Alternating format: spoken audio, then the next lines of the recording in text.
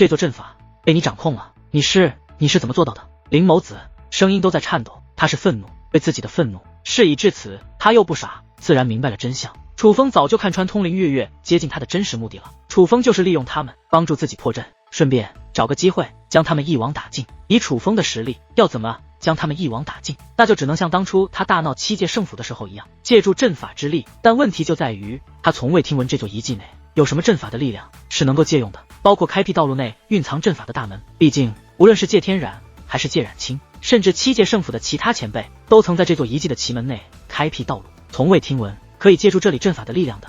再加上明明一直躲在暗处观察楚风，就怕楚风使诈，可这一切硬是按照楚风所计划的达成了。如果说七界圣府那一次在楚风手里吃亏是对楚风不了解，吃亏在大意，那么这一次是什么？技不如人，堂堂接近真龙巅峰的界灵师，堂堂七界圣府的圣级长老，叫他承认技不如人一个小辈，他怎能甘心？怎么做到的？就那样做到的呗。哦，我猜你应该是没有看出要如何掌控这座阵法，对吧？甚至根本就看不出这座阵法的力量其实是能够掌控的，自然也没有看出我花费3日时间，表面是在布置破解阵法，实际上已经暗中掌控这座阵法了。所以我怎么说你是废物呢？圣级长老话到此处，楚风又看向界天，顶级天才都一样，皆废物。实不相瞒，我早就知道你们迟迟不露面抓我是有手段，我的免死金牌也确实有限制，我想反败为胜，只能利用此地阵法，但我的机会不多，这里是唯一的机会。我原本还担心你们不会上当，所以才故意将后续阵法的破解顺序告诉通灵月月，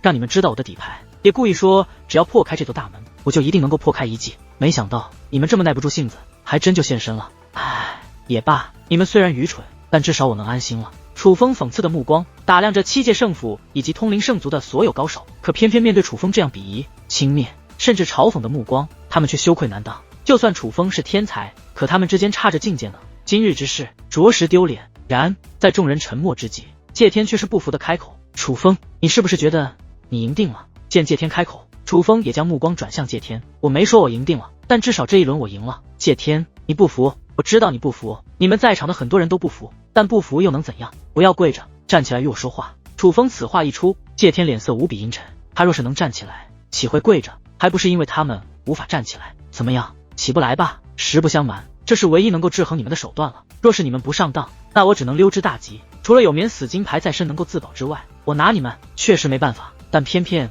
你们上当了，这一局就是我赢了。界天，你不服也不行。楚风鄙夷地看着界天，楚风，来杀了我试试看，你能做得到吗？界天对楚风说道。不，我不会杀了你，我要你活着，你活着对我有大用。楚风说道。行，来活捉我，看你能不能做得到。界天说道。你看着界天自信的表情，楚风脸上笑容僵住，神色也是有些慌了。难道你还有保命手段？怕了，现在跪下认错，我留你一具全尸。界天道。不知死活，想找罪受，我满足你。楚风说话间，意念一动，磅礴的阵法之力便化作束缚之力，想要将界天等人捆绑。可界天却冷然一笑，下一刻，一股强大的传送之力浮现而出，便消失不见。消失不见的不仅仅是界天，还有林某子等所有七界圣府之人。哼，以为我不知道你们能逃，但若是觉得我的手段只是如此，那便未免太小瞧我楚风了。下一次绝对不会让你逃掉。但眼见着界天等人逃脱，楚风却丝毫不慌，反而先前脸上的慌乱被一抹得意的笑容取代。随后楚风看向了通灵月月等人，七界圣府的人身上应该是有着特殊的力量，与一座极其强大的阵法有捆绑，所以他们都逃了。但通灵月月以及通灵圣族的其他人却是根本逃不掉。楚风少侠，我有苦衷，求你饶了我吧，我通灵圣族被七界圣府要挟，我没有办法，我只能闭嘴。可他话未说完，便换来了楚风的一声怒斥：现在求饶已经晚了，你要跟我走的时候，我便告诉过你，跟我走会有生命危险，我告诉过你三思而后行，我明明已经给过你机会，只是你并没能理解我的意思，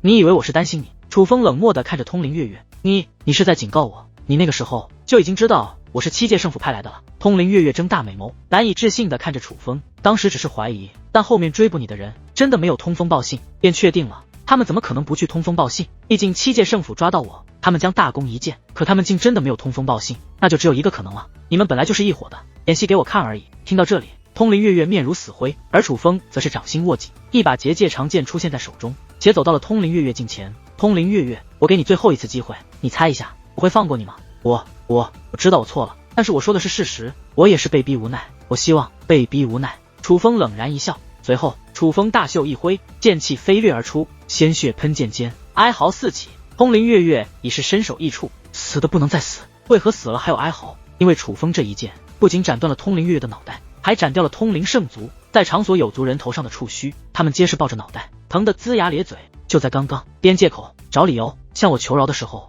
他还在与外面通风报信，你们来说他该不该死？楚风一边手握沾着血的结界长剑，一边看向通灵圣族其他族人。